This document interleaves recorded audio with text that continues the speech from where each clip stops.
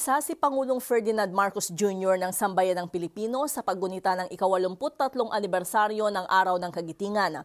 Sa kanyang mensahe, kinilala ng Pangulo ang kabayanihan ng mga Pilipinong sundalo, partikular na ang mga nagtanggol sa Bataan noong ikalawang digmaang pandaigdig. Ayon kay Pangulong Marcos, ang araw na ito ay hindi lamang sa mga mandirigma ng Bataan, kundi sa lahat ng Pilipinong nagpakita ng katapangan at pagmamahal sa bayan sa panahon ng digmaan. Ang kanilang kwento ay patuloy anyang nagsisilbing inspirasyon sa mga Pilipino para ipagpatuloy ang mga nasimulang adhikain na pangalagaan at paunlarin ang bansa. Kaya naman hinikayat nito ang bawat Pilipino na tularan ang mga bayani sa pamamagitan ng pagsusulong ng mga gawaing magpapabuti sa buhay ng kapwa.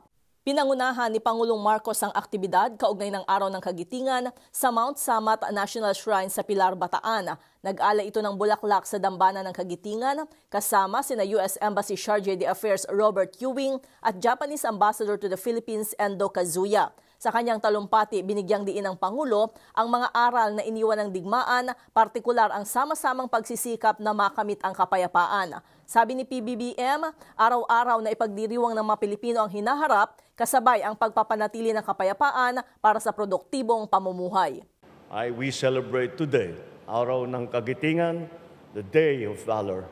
For the valor that was demonstrated here in these sacred mountains, the valor that was demonstrated here, but also the valor, the courage, and the sacrifice that is demonstrated by every single Filipino every single day because of their love for Filipinos, because of their love of the Philippines. That is what we celebrate.